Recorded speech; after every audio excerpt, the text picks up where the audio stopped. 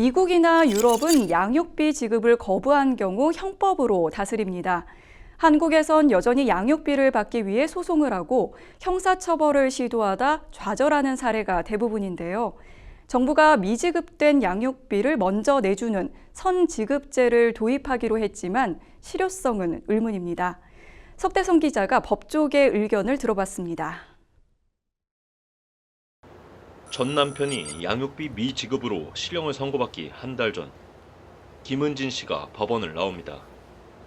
양육비 지급하라고 시위를 갔던 일이 이제 명예훼손으로 기소가 됐고요. 약식 기소가 돼서 제가 정식재판 청구하고 정말 한 2년 동안 김 씨를 고소한 전 시아버지.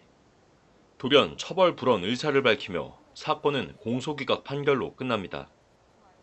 당신 아들이 형사재판 중인 거 알고 있느냐? 전 며느리한테 조금이라도 안쓰러운 마음을 갖고 계시지 않느냐? 눈물을 흘리시면서 처벌 원하지 않는다 하고 나가셨습니다. 또 하나의 고초는 덜었지만 슬픔과 악착으로 응어리진 10여 년을 돌아보면 결코 위로가 되지 않습니다. 어린이집이나 학교에서 다치거나 이럴 때는 제가 오히려 되려 선생님들한테 무릎 꿇고 빌었어야 했었어요. 저희 아이들 너무 안쓰러운 아이들이니까 제발 좀 잘 좀 부탁드린다고. 제 목숨보다도 더 소중한. 호떡을 팔아 양육에 힘을 보태던 김 씨의 부모님. 손주들 앞날을 밝혀주기 위해 모진 세월 속 스스로 꺼져가는 촛불이 됐습니다. 어머니는 아프세요. 간경화 판결 받으셔서 굉장히 많이 아프신 상태고요. 전 시아버지에게 저 고소당하고 뭐하고, 근데 저희 아빠는 저에게 아무런 도움이 못 된다라는 점을 굉장히 많이 힘들어 하셨어요. 작년 12월 27일 날 스스로 목숨을 끊으셨어요. 생계와 양육, 양육비 미지급에 따른 이중고는 가족 모두가 짊어집니다. 통계에 따르면 한부모 가정의 빈곤율은 48%, 일반 가정의 4배에 달합니다. 이들 가정의 월 평균 소득은 245만 원. 특히 넷 중 1명은 미취업 상태로 육아와 경제활동 병행에 어려움을 겪고 있습니다. 현재 양육비를 받지 못한 가정에 정부가 지원하는 금액은 아이 1명당 월 20만 원. 최장 12개월 지급하는데 모두 받는 것도 아니고 소득이나 형편을 심사하는 줍니다.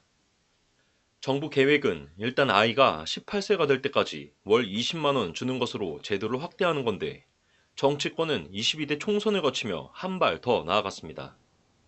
금액도 대상도 늘리고 선 지급 후 추징하자는 구상입니다. 큰 효과를 볼진 미지수입니다.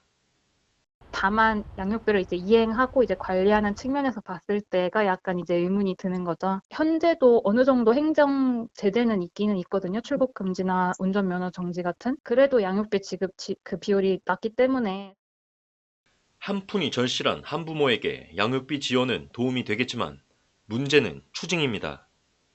국가가 대신 준 돈을 나쁜 부모에게서 도로 받아내는 식으로 운영하겠다는 건데 당장 법원 명령도 따르지 않는 사람들이 제대로 내겠냐는 겁니다. 일각에선 원천 징수나 통상 손해배상 수준을 따질 때 쓰는 호프만 계수 적용을 제안하기도 하는데 법조계는 수사와 제재, 처벌 강화가 우선돼야 한다고 조언합니다. 금액이 얼마가 됐든지 간에 받는 거는 분명히 필요하다고 생각하기 때문에 오히려 처벌을 강화한다거나 행정적 처분이 그 제재 측면에서 모든 면허나 자격 또는 뭐 영업까지도 정지시킬 수 있게끔 강력하게 가는 측면이 실효성을 높일 수 있지 않나. 인생의 봄은 언제 올까? 자녀를 위해 오늘도 홀로 세상에 맞서는 한부모들. 평범한 가정보다 2배의 사랑, 2배의 노력을 쏟아도 모자란 상황. 아이와 인생을 재정의해야 할 이들이 희망도 2배로 갖도록 개선책을 도모할 때입니다. 법률방송 석대성입니다.